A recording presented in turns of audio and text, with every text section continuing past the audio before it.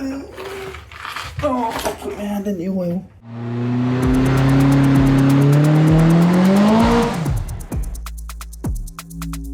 What do I do now?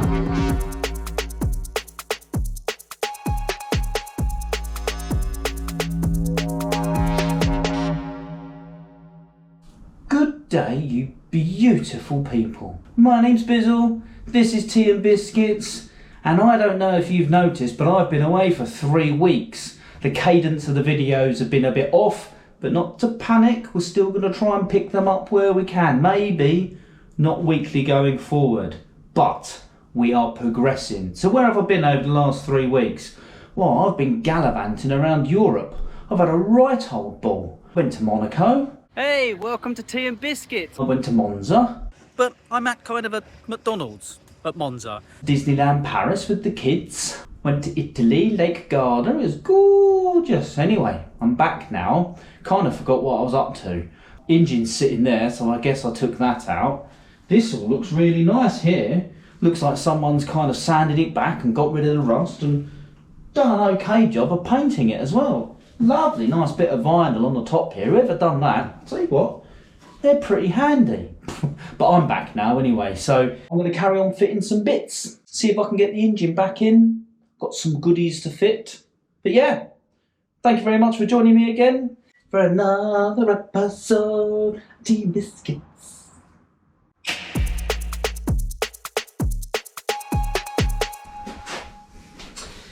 Let's have a look here then. Oh. Well, they didn't bother screwing that down, they went backwards. It's a good start, it.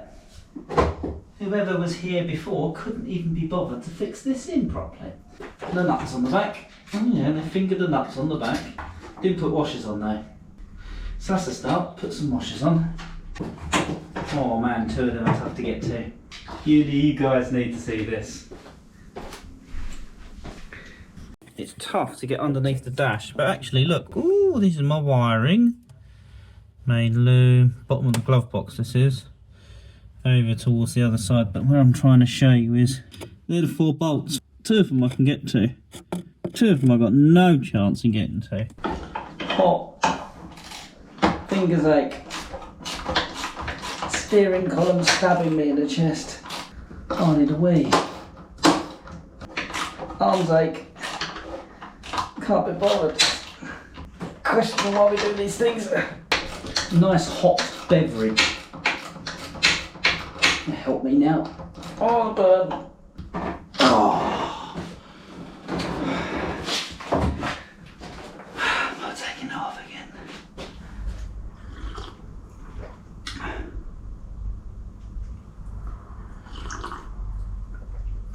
That's better. Dick. That looks about right. Sit up against the bulkhead. Okay, you know. This is a ring card from when I went to the ring probably 12 years ago or so. A pre-play. Beep. I was using it for doing the vinyl in the previous episode. Those were the days. See, I did have a place for everything. It may have looked like chaos when I took it all off, but what I basically did was everything I took off, I just threw on the floor, and then I knew that when I need to find it, it'll be in the proximity of wherever I took it off from the car. So bolts from this were, the nuts and the washers will probably be on the floor of the footwell. Is that 10? Woo-wee. Oh, here they are. See, I told you. It's the best filing system. If you're taking stuff apart, just chuck it on the floor. Wherever you take it off, just leave it there, and then it's going to be conveniently there when you next need it. I think I'm onto something here.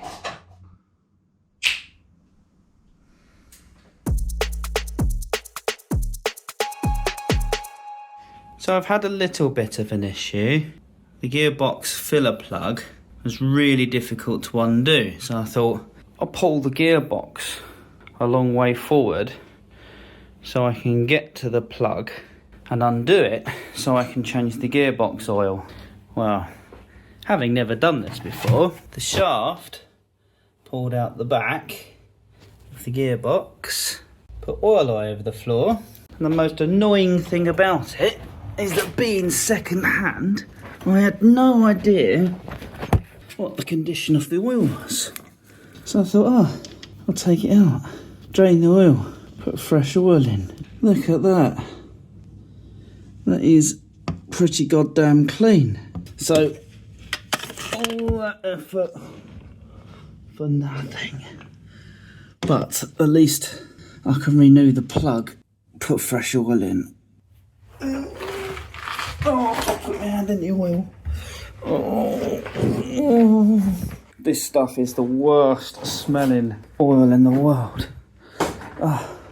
What I wanted to show you is the access panel over there, all the way down there in the passenger footwell. Look at that. All the way down there. Reaching down there to take the filler plug out and change the oil was a nightmare. Which is why I thought I'd do this. Which has been a nightmare.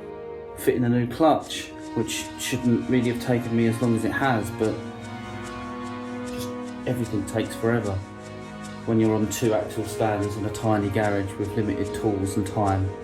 It's currently 12:30 on a Friday night. My son's birthday at the weekend. Going out for drinks tomorrow night. But a nice little surprise for you. Arrived today. I'll tell you about it when I'm a bit cleaned up and ready to. Nice little hop up while the engine's out. Nightmare.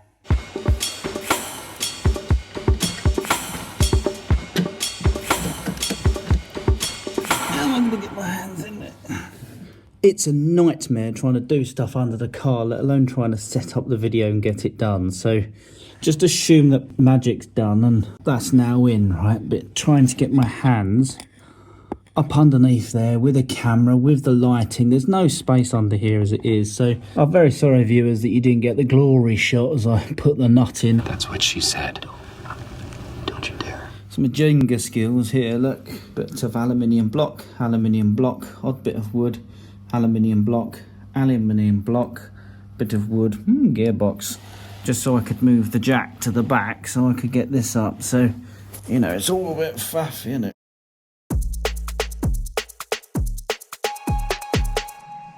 That night was not good. I spent ages underneath the car.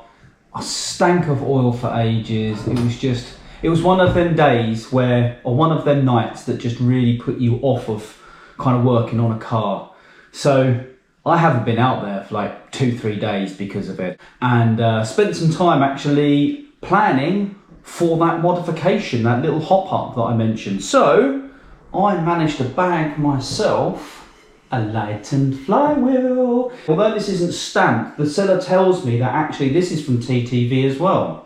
So that means I've now got 2 products from TTV. I've got the clutch and now a lightened flywheel. So I've bought some flywheel bolts because you need to replace them. I'm going to be putting on this lightened flywheel. So I go from, I think, the standard, which is 8.2 kilos down to 4.1. So this looks like a direct replacement, although it's from a 16 valve. And so that gave me a bit of worry about if it's exactly the same. What I know that I do need to do is obviously lock the crank from rotating so that I can undo the bolts, which will probably be pretty high torque. Otherwise, you're just going to be spinning the engine. Now I'm tight and I am an engineer, so I'm going to design something instead of buying off the shelf a universal or bespoke for 4-age flywheel lock device. So I decided to CAD one up. Don't worry about the snap. I'm just going to talk quickly about what I did here. So I took lots of measurements, CAD'd something up. I use Fusion 360 at the moment because I don't have access to a SolidWorks license. So Fusion 360 is a free 3D CAD software. Highly recommend it. It's very similar to SolidWorks. I picked it up with no tutorials. I've had to do a couple of how-tos, but actually it's exactly the same. So if you learn Fusion 360, you're going to be spot on with SolidWorks and any other in-industry 3D polymetric dimensional CAD, not like a sculpting kind of CAD. So took some measurements, printed it out, but when I fitted it on, it didn't quite nestle in properly and my bolt holes were a little bit off. So I nibbled a bit out, cut it in two to understand the spacing, etc.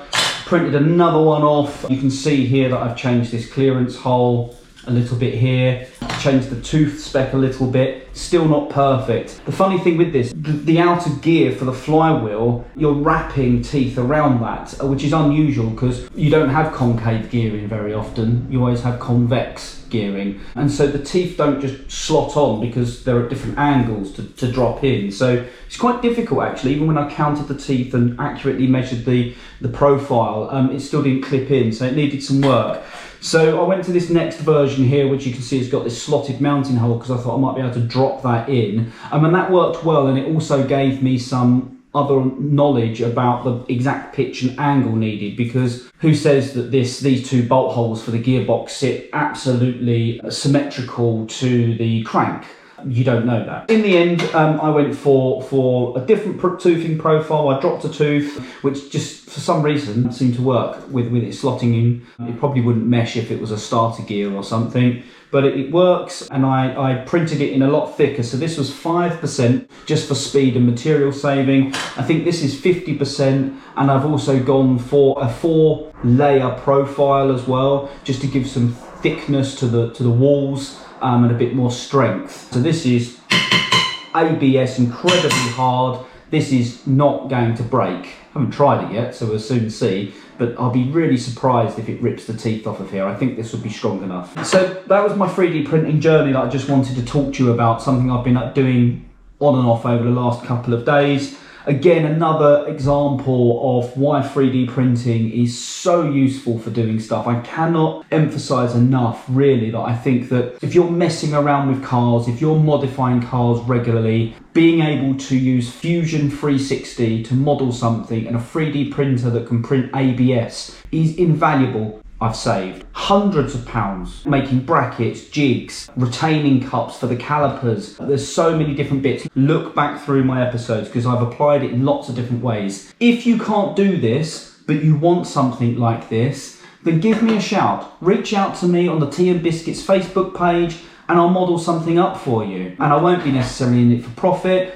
To be honest, I'll put whatever I do into my car, so it'll be going somewhere good, but it gets you going somewhere. So if you do need something, give me a shout, regardless of what it is, and I'll print something off. The next thing I'm going to do is a centering tool for the clutch. Again, that's another jig. I'll throw it away afterwards. Material costs 30p. It'll take me an hour to design and a couple of hours to print. It's really good, easy stuff. I just hope it works. Let's go see.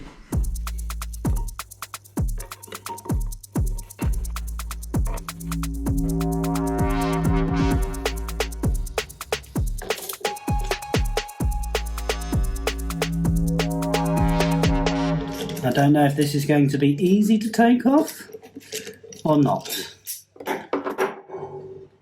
Ooh, it's very easy to take off. Gosh. What do we see there, people? So, here's a question here. In the way of modifying cars, how can you have bad news, which is also good news? Well, for me, it's when you buy a lightened flywheel, you take off your current flywheel and it's already lightened. What a waste of time and money. Let's just weigh these to double check. Current one on my food scales because my wife's not in, 4.4 kilos. Definitely lighter than 8. New one, 4.1-ish. So probably a different brand. You can tell the thickness around the teeth is different and the machining angles and everything are different. This has no lightning to it at all. You know, this has got a lightning spot to it, but that's because they've machined these bits out, and because there's 1, 2, 3, 1, 2, 3, it's obviously got some imbalance on there with the pegs. So it's just counteracting that by this, as this all the way around. So it's probably less sensitive. What do I do now?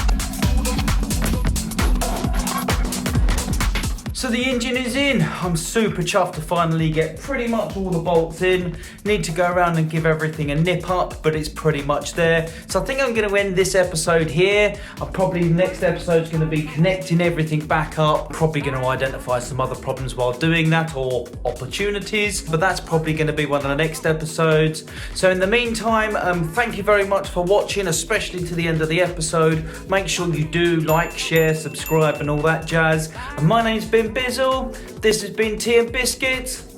I'll see you next time.